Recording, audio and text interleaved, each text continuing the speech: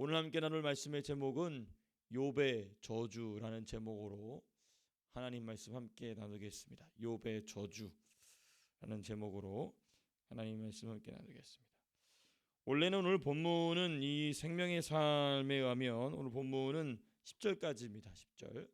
근데 이 내용을 중간에 끊기는 조금 맥락상 흐름이 같이 끊겨버릴 것 같아서 원래는 내일 본문으로 예정되어 있는 내용까지 합쳐서 이렇게 내용을 쭉 시작했어요. 그래서 제가 조금 예배를 조금 일찍 시작했습니다. 죄송합니다. 또 이제 말씀 우리가 또 충분히 잘 나누기 위해서는 또 그렇게 하는 것이 필요할 것 같아서 조금 일찍 시작했습니다. 본문을 좀 몇 부분으로 좀 나눠 보겠습니다. 먼저 제 1절이 첫 번째 부분이고, 그 다음에 이제 2절 또는 3절부터 10절까지 두 번째 부분이고, 그 다음에 세 번째 부분은 11절에서부터 18절까지, 그리고 19절까지, 그리고 네 번째 부분은 20절에서부터 24절까지, 그리고 다섯 번째 마지막 부분은 25절에서부터 26절까지 우리가 좀 나눠서 보고자 합니다.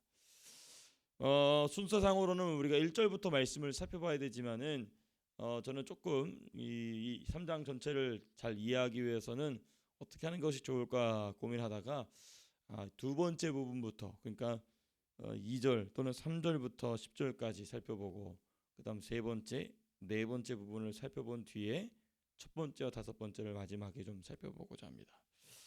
먼저 이 욥의 저주의 첫 번째 내용이 이제 3절에서 또 10절까지 쭉 나옵니다. 욥이 저주하는 내용을 보면은 이거를 한 구절 한 구절 다 찾아볼 이 의미를 알아가려면은 너무 시간이 오래 걸리게 되고, 그건 또 나중에 우리가 기회가 있을 때 하도록 하고요. 이 욥의 저주의 첫 번째 내용에는 무엇이 주를 이루고 있냐면 3절 보시면 밤이 나옵니다. 4절 보시면 캄캄하였더라면, 또는 빛도 그날을 비추지 않았더라면, 또 5절 보시면 어둠과 죽음의 그늘이라고 돼 있고, 또 5절 또 다른 부분에 흑암이 그날을 덮었더라면, 또 6절에 보면 그 밤이 캄캄한 어둠에 잡혔더라면, 또 7절 보시면 그 밤에 또 밤이 두 번 나오죠.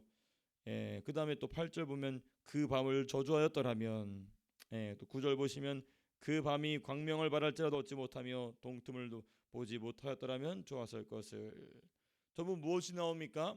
욥의 저주의 첫 번째 내용은 뭐냐면 밤을 참는 이야기입니다. 밤, 캄캄함, 흑암, 어둠을 찾습니다. 이 우리가 에베소서 4장 말씀을 우리가 주일에 계속해서 지금 나누고 있는데, 지지난주의 말씀을 보시면 4장 18절에 이런 내용이 있었습니다. 그들의 총명이 어두워지고, 그렇죠? 이게 이제 영적인 이방인들이 살아가는 방식인데, 이 영적인 이방인들이 살아가는 방식, 곧 그들의 총명이 어두워졌다. 총명이 어두워졌다는 것은 단순히 무지해졌다는 것만은 것은 아닙니다. 수동적으로는 무지해졌다는 거지만 능동적으로 뭐냐면 어둠을 찾아다닌다는 것입니다. 지금 욥의 말에는 지금 전부 무엇이 있습니까? 밤이요, 캄캄함이요, 흑암이요, 어둠으로 가득합니다. 우리 욥의 신앙은요, 분명히 탁월한 신앙이었습니다. 그거는 뭐 재론의 여지가 없습니다. 분명한 겁니다. 그러나 고난을 통하여 여지없이 무엇이 드러나고 있냐면 약점이 드러나고 있어요. 이제 그거는 우리가 오늘 설교 예배 맨 마지막 부분에 좀 제가 같이 보도록 하겠습니다. 그래서 우리가 각자의 신앙의 약점을 하나님의 말씀 앞에서 우리가 미리 찾아야 돼요. 그래서 제가 오늘 예배를 시작하면서 함께 나눴던 기도의 제목들이 하나님, 우리가 마땅히 기도해야 될 기도의 제목들을 가르쳐 주십시오. 여기도 우리의 이 약점들이 당연히 포함이 됩니다. 그것만 있는 것은 아니지만 내가 하나님 앞에서 씻겨져야 되고 깎여져야 되고 또 더 강하게 강화되어야 될 부분들이 무엇인지를 저와 여러분들이 기도 가운데 깊이 깨달으실 수 있게 되기를 바랍니다. 그럼 이제 주께서 그 기도를 들으시고 응답하시고, 왜냐하면 성령이 기도하시는 기도 제목이기 때문에 하나님께서는 반드시 깊이 응답하시는 것이죠. 자, 그럼 욥의 저주 두 번째 내용을 우리가 좀 살펴보도록 하겠습니다. 본문 11절에서부터 18절까지 내용인데요. 본문 11절에서부터 18절까지는 욥의 저주 두 번째 내용이 기록되어 있는데, 이 두 번째 내용은 무엇을 찾고 있는가 좀 보시면 11절 보시면 이렇게 되어 있습니다. 내가 태에서 죽어 나오지 아니하였던가. 또 11절 마지막에 내가 숨지지 아니하였던가. 또 13절 보시면 내가 평안히 누워서 자고 쉬었을 것이니, 이거면 내가 죽었을 것이라는 얘기입니다. 또 16절 보시면 또는 낙태되어 땅에 묻힌 아이처럼, 또 16절 마지막에 빛을 보지 못한 아이들 같았을 것이라. 네. 여기서는 지금 무엇을 얘기하고 있냐면, 지금 욥의 저주의 두 번째 내용은 죽음을 찾고 있습니다. 욥의 저주의 첫 번째 내용은 흑암, 어둠, 밤을, 캄캄함을 찾고 있다면, 욥의 저주의 두 번째 내용은 이 사망을 찾고 있는 것입니다. 죽음을 찾고 있는 것입니다. 조금 이 어려운 표현이지만은, 어머니 태에서 내가 죽었으면 차라리 내가 이렇게 고통을 당하는 것보다 엄마 뱃속에서 내가 죽어서 나왔으면 내가 이 고통을 당하지 않았겠는가. 물론 이 표현을 우리가 어떻게 이해할 수도 있냐면요, 극심한 고통으로 괴로움에 쏟아대는 말로서 우리가 여길 수 있습니다. 맞아요. 그런 의도도 당연히 담겨 있겠죠.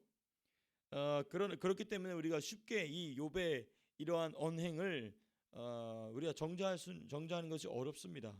우리가 욥처럼 지금 그런 고난을 당한 것이 아니기 때문에 욥의 이러한 이 고백을 우리가 함부로 정죄하거나 또 이 깎아내리는 것이 매우 어려운 일입니다. 자, 근데 우리는 어떤 것을 기준을 갖고 있냐면, 우리가 느끼는 바, 우리의 경험한 바로서 하나님 말씀을 바라보는 것이 아니라, 하나님 말씀은 하나님 말씀으로서 봐야 되기 때문에, 다만 이 욥기 전체를 보게 되면 욥의 이러한 태도를 욥기 맨 마지막 보면은 주님이 책망하셨다는 것을 우리는 분명히 확인할 수 있습니다. 우리는 그런 관점에서 보는 것이죠. 우리가 욥의 상황에 막 이입이 돼가지고 욥의 그 마음을 공감하는 것, 그거보다도 주님의 마음을 공감하는 것이 더 중요합니다.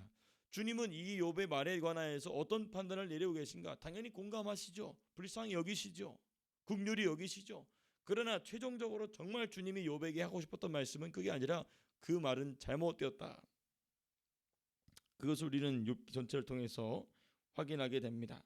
특별히 이 11절에서부터 18절까지 기록되어 있는 욥의 두 번째 저주의 내용, 특별히 사망을 찾는, 죽음을 찾는 이 내용은 하나님이 주신 생명, 그렇죠? 하나님이 주신 생명, 특별히 사람의 생명은 사탄도 함부로 할 수 없는 생명인데, 이 욥은 그 고난으로 말미암아 그 생명이 죽어서 고통에서 풀려나기를 바라고 있다는 점입니다. 자, 이 부분은 우리가 제가 방금 말씀드린 것처럼 하나님 앞에서는 절대 옳지 않은 태도입니다. 어찌 되었든 이 생명은 누가 주신 거냐면 하나님이 주신 생명입니다. 하나님이 주신 생명. 이것이 욥의 저주의 두 번째 내용입니다. 자, 그다음에 욥의 저주의 마지막 세 번째 내용을 보시게 되면 이제 20절에서부터 24절인데요. 보시게 되면은 뭐가 나오냐면, 20절 보니까 이런 말씀이 있습니다. 어찌하여 고난당하는 자에게 빛을 주셨으며 마음이 아픈 자에게 생명을 주셨는고. 또 23절 보시면 어찌하여 빛을 주셨는고, 하나님에게 둘러싸여 길이 아득한 사람에게 어찌하여 빛을 주셨는고. 이 두 가지를 이야기합니다. 빛, 생명에 주로 빛에 대한 얘기를 합니다. 하나님이 욥에게 주신 생명과 빛을 무의미한 것으로 여기고 있습니다. 이 마지막 저주가 가장 결정적이죠. 하나님이 욥에게 생명을 주시고 또 빛을 주셨다는 것, 여기서 말하는 것은 빛은 깨달음입니다. 생명은 본인이 살아있음을 얘기하는 것이고, 본인이 살아있을 뿐만 아니라 이 상황을 또렷하게 깨닫고 있는 어떤 지각을 의미합니다. 그러니까 하나님께서 왜 나에게 빛을 주셨는고, 왜 나에게 생명을 남겨두셨는고 하면서 하나님께서 본인에게 주신 생명과 빛을 무의미한 것으로 여기고 있습니다. 이게 지금 욥의 저주의 세 번째 내용입니다. 하나님이 왜 욥에게 생명을 남겨두셨는가? 하나님이 왜 욥에게 빛을 남겨주셨는가? 무의미하지 않습니다. 너무나 중요한 하나님의 의도 주신 것입니다. 결정적인 게 무엇이죠? 오늘 본문의 욥기 전체의 맥락에 맞춰본다면 주신 고난을 이기라고 주신 빛입니다. 주신 고난을 감당하라고 주신 생명인 것입니다. 너무너무 중요합니다. 욥은 하나님이 생명을 주신 목적이 무엇이었는지, 하나님이 생명을 주신 빛이 어떤 목적이었는지를 놓친 것입니다. 그리하여서 그 생명과 빛을 무의미한 것으로 이야기하는 잘못된 말을, 오늘 본문에 하면 저주의 말을 쏟아놓게 되죠. 이게 지금 세 가지 세 종류의 욥의 저주의 내용을 살펴봤습니다. 자, 그러면 이러한 욥의 저주하는 태도를 우리는 무엇을 통하여 좀 더 자세하게 살펴봐야 되냐면 1절 말씀을 통하여서 욥이 이 세 가지 저주가 나오게 된 중요한 배경을 좀 먼저 살펴보고자 합니다. 1절 말씀을 보시면 이렇게 되어 있습니다. 그 후에 욥이 입을 열어 자기의 생일을 저주하니라 라고 되어 있어요. 자기의 생일을 저주하였다. 제가 반복적으로 다시 말씀드립니다마는 욥은 욥의 기본적인 신앙생활, 신앙 수준, 믿음의 깊이는 동방에서 가장 탁월한 사람이었습니다. 네, 1장에 기록된 그가 받은 복들을 보십시오. 전부 사탄이 말한 것처럼 하나님이 욥을 얼마나 사랑하셨는지, 욥이 하나님을 얼마나 신실하게 섬겼는지 욥의 손에 복을 주셔서 하는 일마다 잘 되게 하셨고, 그 욥이 얼마나 큰 부자였는지, 얼마나 큰 복을 누리고 있었는지 우리는 1장에서 잘 찾아볼 수 있습니다. 더욱이 욥은 후처나 첩을 두지 않았어요. 그렇게 큰 재물을 가지고 있었음에도 불구하고 자기 아내 한 명으로만 만족할 줄 아는 사람이었습니다. 특별히 우리가 그 당대나 그 약간의 후대를 보게 되면 믿음의 조상들 보십시오. 이삭을 제외해놓고 이 아브라함도 그렇고 야곱도 그렇고, 그렇죠? 전부 이 아내 문제가 있습니다. 또 유다도 그랬죠. 또 성군이었던 다윗도 그랬습니다. 전부 믿음의 사람들 보게 되면은 그런 치명적인 실수를 범합니다. 그런데 그럼에도 불구하고 욥은 자기 아내 한 명으로 만족할 줄 아는 사람이었어요. 심지어 이 아내는 악처였습니다. 악처. 예, 악한 말을 자기 남편에게 쏟아놓는 악처였어요. 그럼에도 불구하고 이 욥은 하나님 앞에서 이 아주 중요한 기본적인 마땅히 갖춰야 될 신앙의 태도는 매우 훌륭한 사람이었다. 그러나 욥기 전체의 주제와 같이 이러한 욥에게도 약점이 있었는데, 그 약점이 무엇부터 시작이 된다고 말씀드렸죠. 우리 1장에 혹시의 태도예요. 혹시의 마음에서 비롯된 말과 행실입니다. 혹시의 마음. 혹시는요, 간단하게 다시 한번 요약해서 말씀드리냐면 하나님 앞에서 무흠하기를 바라는 갈망으로도 여길 수도 있어요. 내가 하나님 앞에서 흠이 없기를 바라는 갈망일 수도 있습니다. 그런데 오늘 욥기 전체에서 드러나는 이 욥의 혹시의 태도는 그런 모습이 아니라 사람의 행위로 그것이 가능하다는 생각에 기반한 것이었습니다. 사람의 행위로 사람이 하나님 앞에 흠이 없을 수 있다라는 그러한 오해와 착각에서 기반한 것임을 우리가 욥기를 차분차분 읽다 보시면은 발견하시게 되실 것입니다. 그래서 우리가 욥기를 묵상하실 때 제가 욥의 말을 두 가지 내용으로 보시면은 유용하다 말씀드렸죠. 첫 번째, 욥의 친구들의 말에 대한 욥의 책망. 첫 번째 내용입니다. 두 번째 내용 뭐냐면 욥이 자기에 대한 얘기를 해요. 자기에 대한 얘기. 근데 이 자기에 대한 얘기는 거의 대부분 다 틀린 얘기를 합니다. 가끔 맞는 얘기가 나와요. 가끔. 그게 바로 빛입니다. 빛. 하나님이 오늘 좀 말씀하셨던 욥이 저주하였던 그 의미를 알지 못했던 그 빛에 의해서 깨닫던 잠깐 나오지만은 대부분의 욥의 말은 하나님 앞에서 책망받는 말로 바뀌게 됐죠. 그래서 욥은 하나님 앞에서 자신은 무흠했으나 그러므로 자기한테 일어난 이 고난이 까닭 없이 일어난 것으로 착각을 합니다. 그러나 여러분, 하나님이 여러분들에게 고난을 주실 때는 절대로 까닭 없이 주시지 않습니다. 분명히 이유가 있는 거예요. 그 고난을 통하여 배워야 될 것이 있는 것입니다. 그 고난을 통하여 성장해야 될 것이 있는 것입니다. 네. 그래서 하나님께서는 이러한 욥의 태도를 이러한 상황 가운데 드러나게 하시는 것이죠. 네. 그럼 이제 본문 이 1절 말씀 자체를 좀 우리가 집중해서 본다면 두 부분 나눕니다. 먼저 자기 생일을 저주했다, 이 말이 참 중요해요. 욥의 생일을 정하신 분은 욥의 부모도 아니고 욥 스스로도 아니고 누구시죠? 하나님이십니다. 하나님이 욥의 생일을 정하셨어요. 창세 전부터 예정하신 욥의 탄생입니다. 하나님은요, 욥의 탄생을 영원 전, 곧 의지 세계에서 정하실 때에 인간이 가늠할 수 없는 사랑과 기쁨으로 욥의 탄생을 정하셨습니다. 욥의 탄생만 그렇게 정하신 것이 아니라요, 저와 여러분들의 탄생을요, 하나님이 이루 말할 수 없는 사랑과 기쁨으로 저와 여러분들의 탄생을 예정하셨습니다. 너무나 중요한 믿음이에요. 우리에게 반드시 들 믿음. 하나님은 나를 사랑 가운데, 도저히 주체할 수 없는 기쁨 가운데에 나를 지으실 것을 작정하시고 예정하셨다. 근데 지금 욥은 그 나를 저주하고 있는 것입니다.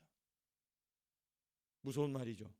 하나님은 기쁨으로, 하나님은 사랑으로, 도저히 주체할 수 없는 기대감으로 욥의 탄생을 계획하셨는데 욥은 본인이 만나고 있는 고난 때문에 그 나를 지금 저주하고 있는 것입니다. 이는 혹시로 드러난 그의 태도가 만들어낸 착각 때문에 이러한 저주를 쏟아내고 있게 한다는 것입니다. 고난을 받아들이지 못하는 거예요. 자기에게 일어난 고난을 받아들이지 못함으로 자기가 태어난 날을 저주하는 심각한 실수를 저지르고 있는 것입니다. 두 번째, 이 저주에 대한 내용인데요. 이 저주라는 단어, 이 저주라는 것은 하나님이 범죄한 사탄과 그리고 사탄을 따르고 있는 그 사탄의 수하들, 마귀들, 귀신들, 악한 영들, 어둠의 권세들, 이런 자들에게 하나님이 저주하십니다. 그러니까 저주는 오직 하나님으로부터 출발하는 것입니다. 하나님. 그리고 동시에 사탄이 사람의 인생을 불행하게 하기 위하여 올무, 덫과 같이 하는 것이 저주입니다. 저주. 그래서 우리가 저주와 사망의 권세를 주님이 끊으셨다라고 했을 때에 그 저주라는 것이 뭐냐면 덫입니다. 덫. 사탄이, 귀신들이, 마귀들이 저와 여러분들의 인생을 불행하게 만들고 신앙을 변질되게 만들고 또 무너지게 만들기 위해서 만드는 덫이에요. 덫. 올무와 같은 것이죠. 그렇다면 우리는 둘 중에 하나를 선택해야 됩니다. 욥의 저주는 어디서부터 나온 것인가? 하나님의 저주인가? 하나님이 사탄을 저주하실 때 하시는 저주가 나온 것인가? 아니면 사단이 사람을 불행하게 하는 저주가 욥의 입에서 나온 것인가? 너무나 자명하죠. 그러니까 이 지금 욥이 쏟아놓고 있는 이 저주는 하나님의 마음이 공감돼서 나오는 저주가 아니고 사단이 할 법한 저주를 욥의 입에서 욥이 쏟아내고 있는 것입니다. 사단이 밀어낸 저주를 입에서 쏟아놓고 있는 원인이 뭐냐? 그게 이제 오늘 본문의 마지막 부분이에요. 그러니까 이 고난이 시작된 것은 욥의 혹시라는 그 행실로부터 나왔다면 이 저주는 무엇으로부터 쏟아져 나왔느냐? 욥의 언어 습관에서 나옵니다. 언어 습관. 그게 이제 맨 마지막 오늘 본문의 다섯 번째 부분 25절과 26절 제가 한번 읽어보겠습니다. 내가 두려워하는 그것이 내게 임하고 내가 무서워하는 그것이 내 몸에 미쳤구나. 나에게는 평온도 없고 안일도 없고 휴식도 없고 다만 불안만 있구나 라고 돼 있어요. 특별히 25절 보십시오.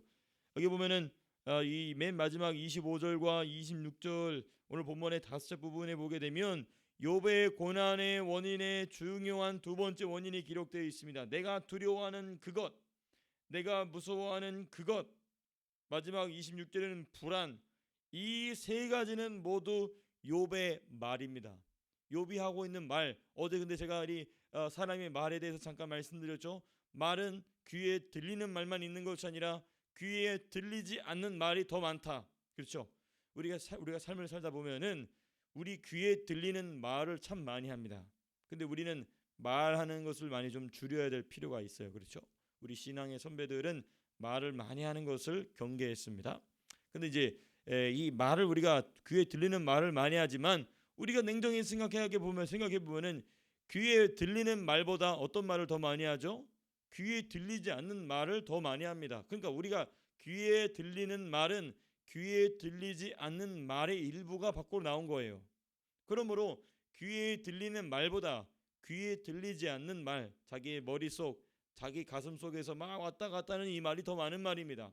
그러니까 욥은 지금 어떤 말을 꺼내는 거냐면 비록 그 말을 입으로 꺼냈는지 안 꺼냈는지는 알 수 없으나 분명히 이것은 욥의 말이었다. 어떤 말? 내가 두려워하던 것이 있다. 내가 무서워하던 것이 있다. 26절은 좀 결론적으로 나온 말이긴 하지만 어찌되었든 불안이라는 말이 나왔습니다. 이 세 가지는 욥의 말입니다. 욥의 말. 욥의 혹시의 행실과 그리고 두려움, 무서움, 불안의 말이 이와 같은 저주를 쏟아놓게 하는 상황을 만들어낸 것입니다.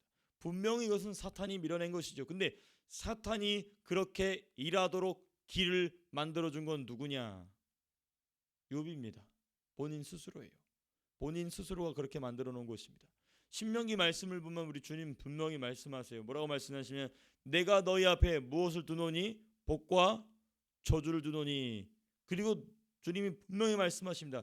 이 둘 중에 하나를 너희가 선택하라. 네. 그리고 하나님 그리고 뭐라고 말씀하시죠? 내 말이 내 귀에 들린 대로 내가 시행하리니. 또 입술에 열매를 지어서 열매 맺히게 하시는 여호와 하나님. 분명히 우리는 하나님이 정하신 대로 하나님의 예정하신 대로 하나님의 섭리대로 살아가는 존재입니다.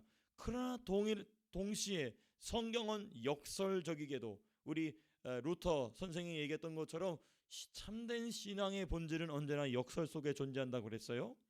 역설적이게도 하나님이 모든 것을 섭리하시고 예정하시지만 동시에 놀랍게도 하나님은 어마어마한 재량권을 사람에게도 맡겨놓으셨다는 것입니다. 역설적이죠.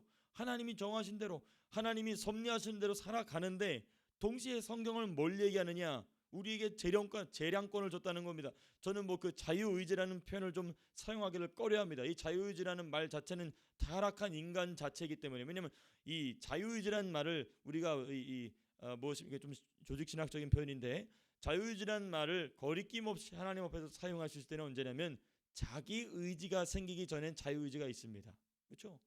자기 의지가 있어요. 자기 의지가 하나님 앞에 하나님과 온전히 하나가 된 아담과 하와의 뜻. 그러니까 아담이 자유롭게 생각했는데 그게 하나님과 정확하게 일치하는 겁니다. 언제? 타락하기 전에. 왜 타락하고 나서는 자유의지라는 게 없어져 버려요. 누구의 의지에 빠지게 되죠? 원수, 사단, 마귀의 의지에 빠지게 되는 것입니다. 우리가 지금 줄기차게 로마서에서 공부하고 있고 에베소서에서 공부하고 있는데 그러니까 더 이상 우리는 자유의지라는 게 없습니다. 노예의 의지만 있을 뿐이에요. 노예의 의지. 예, 노예의 의지. 이 노예의 의지만 있었을 뿐이죠. 그런데 이제 우리 본문으로 돌아와서 이와 같이 자기의 의지를 가지고 하나님 앞에 서 있는 줄 알았으나 사실은 그게 아니었던 것입니다. 이 욥의 이 행실, 이 욥의 두 가지 이 고난이 일어나게 된 두 가지 중요한 원인, 혹시의 행실과 그리고 두려움, 무서움, 불안의 말에서부터 비롯된 이 모든 상황이 지금 일어나고 있는 이 욥이 겪고 있는 모든 상황의 현실이었던 것입니다. 그리고 이것을 누가 틈타느냐? 사단이 틈타고 그러므로 말미암아 욥의 인생을 불행하게 만드는 원인이 되었던 것이죠. 그러나 욥의 인생이 사단의 의도처럼 불행으로 끝나느냐? 그렇지 않습니다. 그렇지 않습니다. 하나님은 욥을 너무나 사랑하시기 때문에 이 과정을 통하여서 욥을 아름답게 성장시키시고야 말았다는 것을 우리가 욥기 전체를 통해서 살펴보게 되는 것입니다. 말씀을 맺도록 하겠습니다. 욥의 이 저주의 내용을 통하여서 우리가 욥이 어떤 저주를 쏟아내었는가 본문을 파악하면서 살펴보는 것도 중요합니다. 왜냐하면 그러한 말의 내용이 우리의 생각 속에 있지 않는가, 이와 유사한 내용들이 우리 안에서 오가지 않는가 돌아볼 수 있는 중요한 거울이 되기 때문에 그렇습니다. 그러나 더 중요한 것은 무엇인가?